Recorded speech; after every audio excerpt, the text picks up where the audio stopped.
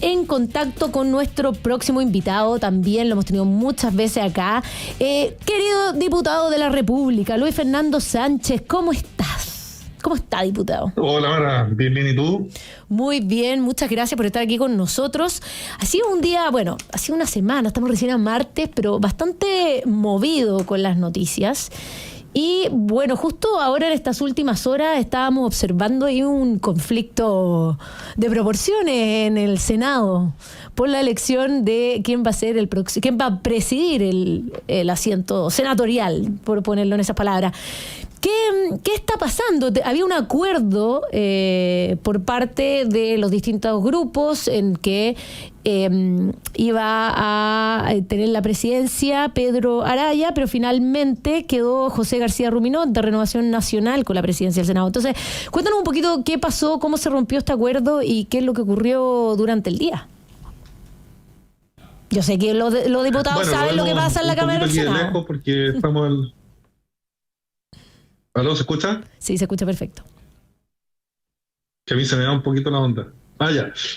No, les decía que lo vemos desde aquí un poquito a la distancia porque estamos en la Cámara de Diputados, pero hemos estado enterándonos en la medida que han ido saliendo las noticias que efectivamente por tensiones internas dentro de las distintas fuerzas políticas en el Senado, aquí lo que ocurrió hoy día es que terminó imponiéndose un presidente más de derecha, digamos, y no se dio esto que estaba dentro de las posibilidades, que terminara teniendo la presidencia Pedro Araya del PPD. Sin duda es una noticia que debiese ser más positiva para quienes defendemos las ideas de la libertad y queremos hacerle frente a las malas políticas públicas del gobierno, y yo esperaría que el senador García obviamente colabore con obviamente hacerle frente y que no se aprueben estos malos proyectos de ley que quiere impulsar el gobierno en todo tipo de materias, en materia laboral, en materia económica, en materia de seguridad. La verdad preocupa mucho la agenda política del gobierno y cómo perseveran en, digamos, proyectos de ley que no vienen a resolver los problemas de la gente y que en muchas ocasiones terminan agravando esos problemas. Entonces yo creo que puede ser una muy buena noticia el hecho de que la presidencia del Senado haya quedado en la oposición. Y esto debiese permitirnos tener, digamos, una posición más dura y hacerle más frente a las malas ideas del gobierno. Muchas veces desde la opinión pública no se entiende por qué los partidos o las distintas coaliciones se pelean por tener estos puestos dentro del Congreso y acusan como una lucha de poder. Pero también es importante entender qué rol juegan los presidentes de ambas cámaras en cuanto a priorizar los distintos temas en tabla. ¿Por qué no nos explicas un poquito ese rol y su importancia y por qué es tan importante para tanto el oficialismo como la oposición tener esos puestos dentro de las distintas cámaras? Bueno, al final las presidencias, tanto de la Cámara como del Senado, reflejan una mayoría que está conformada dentro de cada una de ellas. Y esa mayoría tiene también la posibilidad de definir la conformación dentro de las comisiones en el Senado y en la Cámara. ¿Cuántos diputados o cuántos senadores tú tengas dentro de una comisión puede terminar definiendo qué proyecto de ley se aprueba, si el del gobierno o el de la oposición? Y cuando tenemos digamos, un gobierno tan decidido en impulsar malas ideas, lo hemos visto ahora y a mí me toca formar parte de esto. La discusión de las reglas de uso de fuerza, que son las normas que definen las reglas de enfrentamiento para nuestros carabineros, nuestras Fuerzas Armadas, cuando se enfrentan al crimen organizado, a los delincuentes, a los terroristas. Nos está haciendo una propuesta muy mala de proyecto de ley el gobierno en esta materia, y obviamente la conformación de las comisiones y después quien tenga la presidencia de la Cámara y el Senado va a ser fundamental para definir si es que ese proyecto de ley se aprueba o no. Obviamente debiese rechazarse si es que se empuja como está, pero eso obvio que depende de los acuerdos administrativos y políticos que existan dentro de la Cámara de Diputados y del Senado, y por lo mismo yo creo que es una buena noticia que se mantenga en manos de la oposición en el Senado la presidencia. Espero que eso impacte en la conformación dentro de las comisiones, que la oposición también tenga mayoría y que por lo tanto se pueda hacer mucho más control de, lamentablemente, muchas de las cosas que llegan desde la Cámara de Diputados mal hechas o mal redactadas porque tenemos una mayoría de izquierda, o el acuerdo administrativo hoy día es de mayoría de izquierda, y ellos son los que definen qué es lo que avanza y qué es lo que no. Efectivamente. Vamos un poquito a ese tema, el tema de seguridad. Aprovechemos lo de la regla de uso de la fuerza, ¿cierto?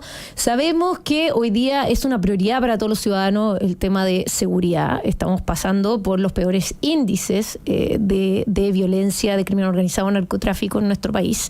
Y ha estado la última semana en tabla la discusión de si salen militares a las calles, si los tenemos resguardando ciertos puntos estratégicos, pero se planteó el tema de que los militares debían salir con las reglas de uso de la fuerza clara. Y en ese momento el gobierno saca una propuesta de reglas de uso de la fuerza basadas en ciertas discriminaciones que tienen que hacer las fuerzas públicas, que tienen que ver con identidad de género, sexo, edad, pueblo originario, un recuerdo, un flashback al primer proceso constituyente, ¿cierto? ¿Cómo ven ustedes, tanto como diputado, también como Partido Republicano, la posibilidad de que se genere más seguridad a través de los militares, pero con propuestas de uso de la fuerza que pasan a ser tan problemáticas de poder ejercer? O sea, obviamente si es que los militares salen a la calle a desempeñar funciones más relacionadas con el orden público, que no es natural a ellos, pero obviamente yo estoy de acuerdo que con un crimen organizado tan descontrolado y con terrorismo en el sur, con problemas de inmigración ilegal descontrolada, obviamente se necesitan todas las manos sobre el buque, y aquí sí es indispensable que entren en el ruedo los militares a tomar mayor parte dentro del control del orden público. Eso va a tener que hacerse. Pero por supuesto, como tú dices, Mara, aquí es indispensable que las reglas sean claras, y la propuesta de reglas de uso de fuerza del gobierno no es clara, no es contundente, no respalda efectivamente a nuestras policías y a nuestras Fuerzas Armadas. Introduce demasiadas consideraciones que tienen que tener presentes los uniformados antes de usar sus armas frente a una amenaza, que al final lo que terminan logrando es desdibujar por completo la ley Nadine Retamal, que eso es lo que encontramos más grave. Entonces, evidentemente, si las reglas de uso de fuerza que impulsa el gobierno lo único que logran es disolver en la nada lo que se avanzó con la ley Nadine Retamal, no debiese contar con el apoyo de la mayoría de la Cámara, en la medida que todos entendamos lo mismo. ¿Y cómo plantean que tiene que avanzar? ¿Están ustedes haciendo una propuesta al respecto o van a esperar una corrección por parte del gobierno? Mira, lo primero que tiene que ocurrir es que se cite a la comisión, como fue comprometido por el presidente, a los abogados, los auditores de las Fuerzas Armadas, y esta semana, mañana, estamos citados a ¿cómo se llama? Estamos citados a la Comisión de Reglas de Uso de Fuerza, y no están invitados los auditores, los abogados jefes de las Fuerzas Armadas. Entonces, la primera pregunta que vamos a tener que hacerle ahí en la comisión al presidente de la instancia, el diputado Raúl Leiva del Partido Socialista, ¿por qué es que se pretende seguir avanzando con este proyecto de ley si es que no están los auditores invitados a esta instancia? Y mientras no lleguen y no podamos escuchar la opinión de ellos respecto de estas nuevas indicaciones que llegaron del gobierno, entre los cuales está esta idea de las reglas de uso de fuerza diferenciadas para homosexuales, en el fondo para pueblos originarios, mientras eso no contemos con la opinión de ellos, de las Fuerzas Armadas y de Carabineros respecto de eso, yo creo que no se puede avanzar con este proyecto de ley. Entonces, el punto de partida sería escuchar a quienes saben de este tema, y obviamente sí que tiene que introducirse un nuevo paquete de indicaciones en atención a lo que me presentó ahora el Ejecutivo. Bueno, tendrá que hacerse y tendremos que tomarnos todo el tiempo que sea necesario. ¿Cómo ven en términos, vamos a hablar un poco más electorales? Porque se ha discutido en los últimos días que este discurso de sacar a los militares a la calle, el oficialismo había sido un completo opositor de esta situación en los últimos años, y pareciera que hoy día llega el alcalde Bodanovich a La Moneda, habla con la ministra Toá y salen como, estamos considerando efectivamente esta alternativa que siempre rechazamos. ¿Es una estrategia electoral pensando en las municipales de este año? ¿Cómo lo ven ustedes? Bueno, yo creo que efectivamente es una estrategia electoral. Creo que aquí la vuelta de carneros que ha hecho la izquierda es absurda, en el fondo no se explica por sí misma. Y obviamente yo creo que están tratando de ponerse al día, por decirlo de cierta forma, con la opinión de la gran mayoría de los chilenos, que está hoy día a favor de darle más facultades a Carabineros, a las Fuerzas Armadas, y a favor de endurecer las leyes de persecución del crimen organizado. Una micro de la cual se habían quedado completamente abajo los miembros de la izquierda, y hoy día, por supuesto, como están enfrentados a las elecciones municipales y regionales que se vienen en unos meses, tuvieron que cambiar un poco su postura, pero es una postura que no parece muy sincera. Y desde la perspectiva, finalmente, también de los militares que no han tenido el apoyo precisamente por parte del oficialismo, una vez claras las reglas de uso de la fuerza, ¿se entenderá que tienen el respaldo político? Porque hemos visto también desde el estallido social que el respaldo político es muy influyente también en el respaldo público y las consecuencias posteriores de la presencia en las calles, en los disturbios o en el resguardo de infraestructura crítica.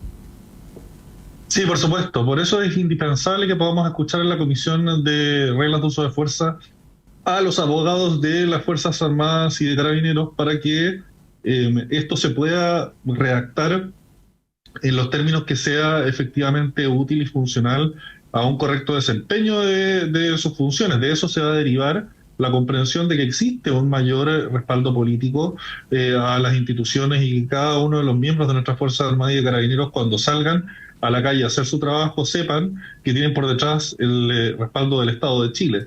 Eso solo se logra con trabajo en conjunto con nuestras Fuerzas Armadas y Carabineros.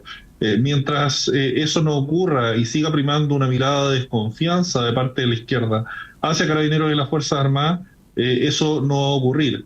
Yo creo que hemos dado paso en la dirección correcta con la ley Neguinho Tamal, pero esto se tiene que seguir profundizando, y eso solo se logra con una correcta ley de reglas de uso de fuerza. Estamos conversando con el diputado Luis Fernando Sánchez acerca de la seguridad y de la posibilidad de que militares puedan participar de la ayuda o apoyar a Carabineros en el orden público. Diputado, ¿cuáles son esos puntos estratégicos donde militares podrían colaborar con las policías? ¿Cuáles creen ustedes que deberían ser, proponer o limitar? Una pregunta difícil, porque efectivamente no está dentro de las funciones naturales a las Fuerzas Armadas el trabajo de control de orden público. Obviamente ha tenido que hacerse cuando han tenido que salir para estados de excepción una cierta trabajo de nivelación o de capacitación también para ellos respecto de estas materias. Pero lo principal y lo fundamental en lo que pueden colaborar ellos es patrullajes, en el fondo, dentro de determinadas zonas donde hay mayor peligro de que se produzcan delitos, un rol más disuasivo y preventivo, me atrevería a decir, y que los operativos policiales, las redadas, por ejemplo, las detenciones planificadas, el ingreso a sectores, a casas o barrios que están capturados por el narcotráfico, eso sigue ejecutándolo la PDI y Carabineros, que son quienes tienen la formación más especializada, pero que estos patrullajes y estos controles de seguridad, en términos más generales en ciertos espacios, puedan realizarlo también las Fuerzas Armadas. Nosotros hemos visto, por lo menos acá post incendio en Viña del Mar, un rol en esa dirección muy positivo por parte de la Armada, que han estado haciendo patrullaje en las zonas que fueron siniestradas, y que eso obviamente ha sido positivo para garantizar la tranquilidad y la paz a los vecinos que ya han sufrido suficiente. Diputado, muchísimas gracias por estar con nosotros hoy día. Nosotros ya nos tenemos que ir a la siguiente pausa y ya volvemos aquí en Llegó la Hora Radio Agricultura.